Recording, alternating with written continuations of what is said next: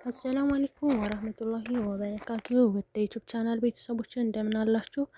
እኔ ያለሁኝ አልሐምዱሊላህ። ዛሬ ደግሞ በሌላ አዲስና በጣም የሚያስፈልግ ርዕስ ይዤ መጥቻለሁ ማለት ነው።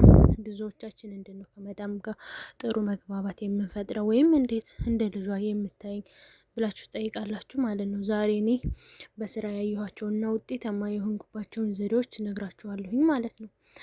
አንደኛ ንጽህናና ጥንቃቄ ዘ ፓወር ኦፍ ኬር። መዳሞች በጣም የሚወዱ ነገር ቤታቸውና ልጆቻቸውን ንጹህ ሲሆኑ ነው። ስራሽን በታማኝነት በጥራት ስትሰሪ ሳትነግሪሽ ቀድመሽ የሚፈልገውን ነገር ስታዘጋጂ ይቺ ልጅ ለቤቱ ታስባለች የሚል እምነት ያሳድሩብሻል። ያ እምነት ደግሞ ወደ ፍቅርና ወደ መከባበር ይቀየራል ማለት ነው። አሁን ለምሳሌ የሆነ ስራ ካለ ቤት ውስጥ የሚሰራ ስራ ያንን ነገር ግዴታ እሷ ሳትለን እኛ ቀድመን መጨረስ አለብን ማለት ነው። እና ደግሞ የልጆቻቸውና የቤታቸውን ንጽህና መጠበቅ ማለት ነው። የልጆቻቸውና የቤታቸውን ንጽህና እንዴት ነው የምንጠብቀው? ልጆቻቸው ልብሳቸው ሲቆሽሽ እንደዚህ ማጠብ፣ ቤታቸው ደግሞ ቆሻሻ ነገር ሲኖሩ በደንብ አድርጎ ማጽዳት ማለት ነው። አሁን ለምሳሌ የሆኑ ልጆቹ ሲጥሉ የሆነበት ቆሻሻ ሲጥሉ ቶሎ እያነሳን ቆሻሻ መጣያ ውስጥ ማስቀመጥ ማለት ነው። ሁለተኛው ደግሞ ቋንቋ መልመድና ተግባቦት ኮሚኒኬሽን። ቋንቋ መቻል ትልቅ እድል ነው።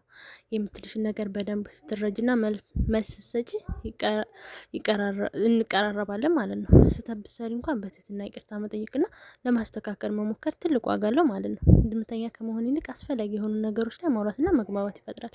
አሁን ለምሳሌ ልጆቹ ባጠፉት ነገር ላይ ልጆቹ ናቸው ያጠፉት ብሎ መናገር ማለት ነው። ቋንቋ ማትችል ከሆነ ግን እሷ ነች ያጠፋችው ይሄን ነገር ብትባይ ወይም እንደዚህ ያደረገችው ብትባይ ላንቺ ጥሩ አይሆንም ማለት ነው። እና ደግሞ ዝምተኛ ለመሆን የሆነ በሚናገሩ ሰዓት አንቺ ያልሰራሽውን ነገር ያላደረግሽውን ነገር እንትን በሚሉብሽ ሰዓት በዛን ሰዓት ደግሞ አንቺ መናገር አለብሽ ማለት ነው። ቋንቋ ካላወቅሽ ደግሞ ይሄንን ነገር ማድረግ አትችይም ማለት ነው። በፍርሃት እንትን ማለት የለብንም ማለት ነው። ሶስተኛ ደግሞ ልጆቿን መውደድ ሎቪንግ ሄር ችልድረን። ለአንዲት እናት ትልቁ ስጦታው ልጆቿ ናቸው።